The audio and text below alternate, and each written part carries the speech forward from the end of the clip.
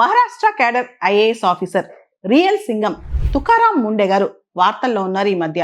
ఆయన ఇప్పుడు మహారాష్ట్రలో ఫుడ్ అండ్ డ్రగ్ కమిషనర్. కేవలం 2 నెలల క్రితమే Tukaram Munde food and drug commissioner అయ్యారు. ఈ 2 నెలల్లో దాదాపు 1100 రైడ్స్ కండక్ట్ చేశారు మహారాష్ట్రలో. అంతేకాదు 200 రెస్టారెంట్ల యొక్క లైసెన్స్లు కూడా తుకారాం ముండే గారు క్యాన్సిల్ చేశారనమాట. మహారాష్ట్రలో పెద్ద పెద్ద clubs, cricket club of India లేదా జిమ్ఖానా క్లబ్, ఇలాంటి వాటిని దేన్ని వదిలిపెట్టలేదు. ఈవెన్ హైకోర్టు యొక్క క్యాంటీన్ కూడా ఆయన వదిలిపెట్టలేదు అనమాట. కంప్లీట్ గా రెస్టారెంట్ కిచెన్స్ లో, క్లబ్స్ కిచెన్స్ లో హైజీన్, శానిటేషన్ తో సహా ప్రతి ఒక్కటి పరీక్షించారనమాట. ఇప్పుడు ఆయన వార్తల్లో ఉన్నారు. పెద్ద పెద్ద వాళ్ళ రెస్టారెంట్స్, చిన్న చిన్న రెస్టారెంట్స్ ఏమీ పడుచుకోకుండా అన్నిట్లో తన పని తను స్ట్రైట్ గా చేసుకెళ్తున్నారు. 2005 బ్యాచ్ కి చెందిన ఐఏఎస్ ఆఫీసర్ అనమాట ఆయన.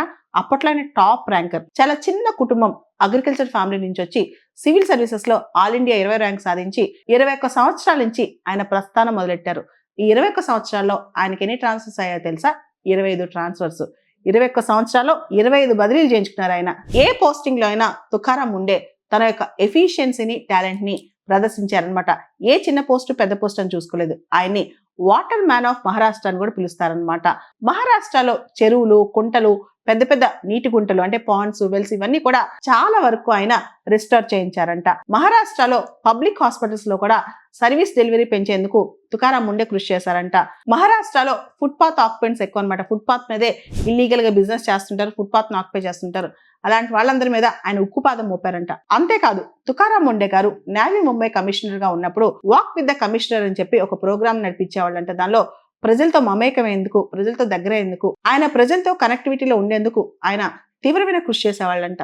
భారతదేశంలో సివిల్ సర్వీసెస్ ఆస్పిరెంట్స్ ఎవరైతే సివిల్ సర్వీసెస్ చదువుదాం అనుకుంటారో, లేదా సివిల్స్ లో సెటిల్ అవుదాం అనుకుంటారో, సివిల్స్ నే కెరీర్ ఆప్షన్ గా చేసుకుందాం అనుకుంటారో, వాళ్ళందరికీ కూడా తుకారాం ముండే గారు ఈరోజు ఒక ఆదర్శం.